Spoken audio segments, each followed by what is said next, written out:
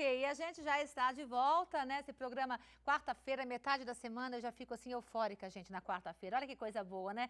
E nós vamos falar agora de um assunto, gente, como já foi anunciado, um assunto muito importante que está em pauta agora, né? Todo mundo só fala em crise. Olha que coisa.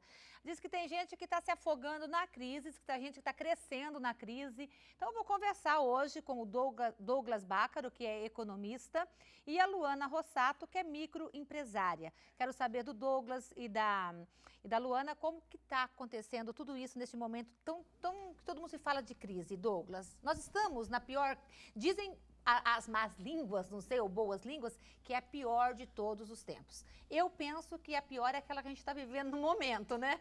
Então, como é que é, Douglas? Boa noite. Boa noite, Marta. Boa noite, telespectadores. Boa noite, Luana. Boa noite. Realmente, toda crise ela é sempre a pior do que quando a gente está no momento dela, né? Que, igual você está falando. Mas a gente que já viveu aí algumas outras crises aí anteriores, a questão do cruzado, os planos econômicos que foram frustrantes, e realmente o que está assustando muito essa crise é a velocidade que ela está vindo e a velocidade que ela está ganhando na sua piora, né? E realmente, e o que nos assusta também é uma falta de muitas vezes, uma resposta em que a população se tranquilize, pelo menos. Olha, nós estamos em crise por parte do governo, eu estou falando.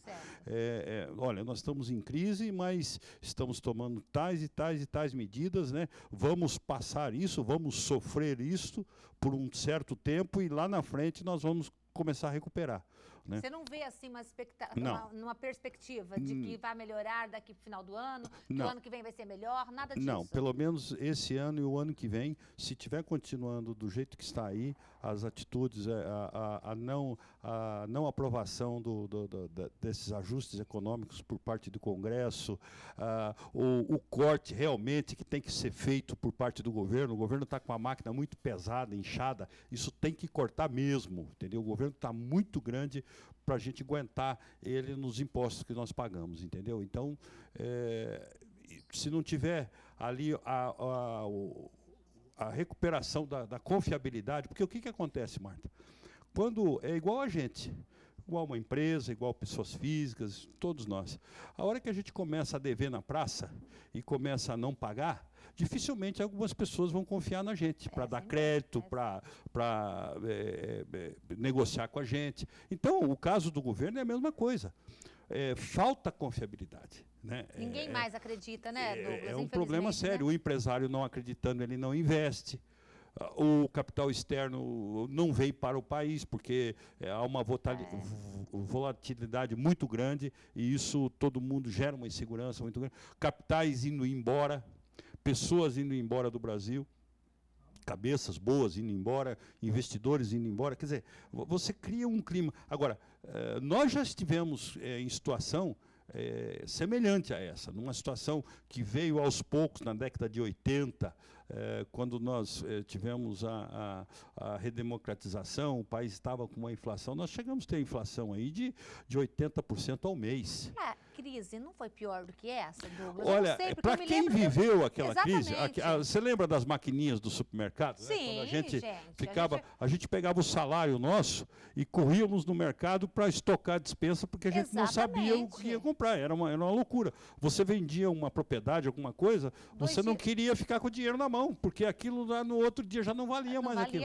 Tinha uma aplicação que chamava Overnight, quer dizer, ele corrigia, não é?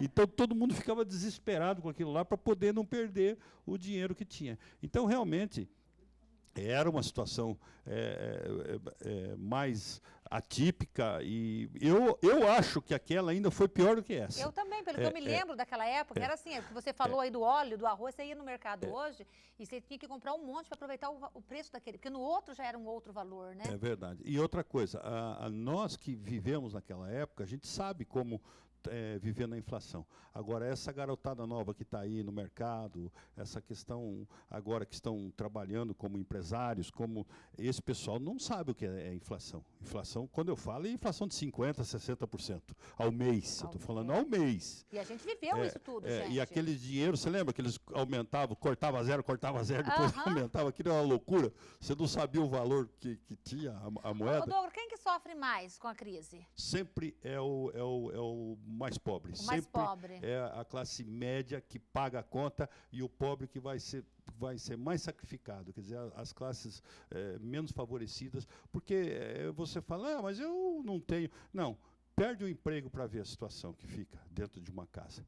Né? E a situação, hoje, eu estava vendo alguns índices, saiu na revista Isto É, agora, na semana passada, né?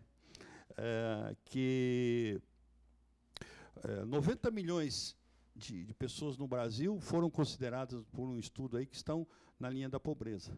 Quer dizer, você vê que absurdo. Na década de 70 nós tínhamos 30 milhões. Então, segundo esse estudo agora. E muitas famílias hoje estão sem nenhum membro da sua família no emprego formal. Isso é um problema sério. Então, isso reflete na renda, reflete no consumo, reflete para aquele pequeno negócio, o comércio, e isso é uma bola de neve, né? Então, tem que se resgatar a confiabilidade. Primeiro, a confiança no governo. O que um presidente, o que um ministro da Fazenda de um país fala, tem que tomar cuidado no que fala, porque o peso é muito grande. Então, a gente tem que começar a pensar nisso agora. Esse governo vai ter que achar uma maneira de resgatar a credibilidade perante a população. Reverter essa situação. E diz que tem gente que cresce na crise. Sim, eu acho que, até nós estávamos falando agora há pouco, né? A vida é assim. Existe funerário porque tem gente que morre, entendeu? Então, e tem gente que cresce na crise. Eu acho que, nós vamos ver aqui um caso aqui da Luana, como uma empresária, eu acho que ela está começando o negócio, ela está começando a sua empresa num momento difícil e que tem que ter coragem para começar. E eu admiro muito isso. Mas só que ela vai ter um ganho de experiência muito grande, que ela vai começar na baixa. Exatamente. Quer dizer, isso é importante. Ela vai explicar isso para nós e eu acho que, com o tempo, o ganho que ela vai ter de experiência e o ganho que ela vai ter sabendo o que é começar um negócio numa crise, isso vai refletir em muitos benefícios para ela lá na frente. Muito bem. Então vamos conversar um bocadinho com a Luana Rossato, ela é microempresária. Qual que é o seu segmento? Luana, boa noite. Boa noite, Marta. Boa noite, Douglas.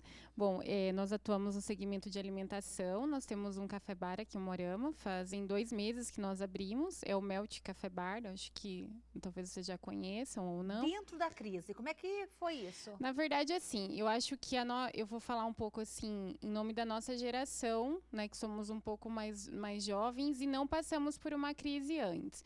Então, acho que a gente, às vezes, acaba sendo um pouco mais positivo, enxergando as coisas com outros olhos e vendo oportunidades. Então, eu e meu sócio, nós voltamos para Moarama, nós moramos aqui há algum tempo, fizemos faculdade, estudamos aqui na Unipar.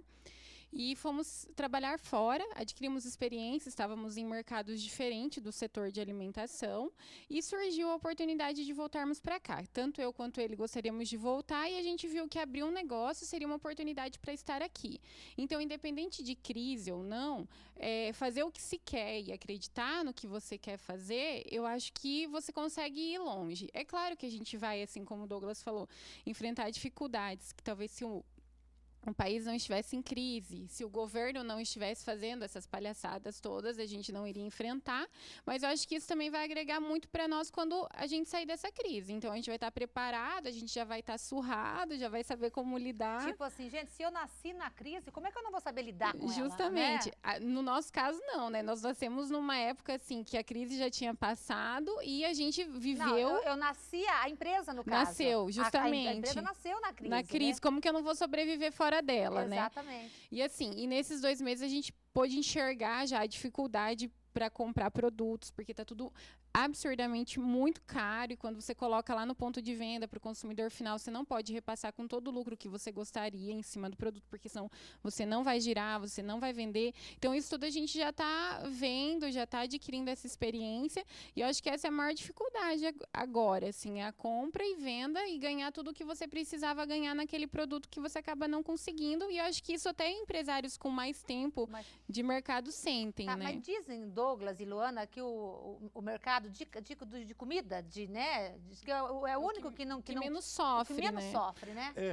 Isso é verdade. Você sai, por exemplo, em uma Arama, aqui no nosso caso, numa sexta e num sábado à noite. Tá tudo cheio. Tá tudo cheio. Tá Quer tudo dizer, cheio. a tendência é as pessoas, ou elas ainda não perceberam, ou é um setor que realmente a pessoa sai e vai no seu final de semana, vai para o seu lazer e vai fazer sua refeição fora. Justamente, eu acho que essa parte de, às vezes, o Moarama não oferece todo o lazer que as pessoas gostariam de desfrutar, e você sair para comer alguma coisa, tomar alguma coisa, acaba sendo um lazer mais barato do que outros tipos, então as pessoas acabam optando por isso. Então, eu acho que o setor fica menos afetado mesmo estando em crise, né? É óbvio que afeta, né? Mas um pouco menos. Agora, pois não.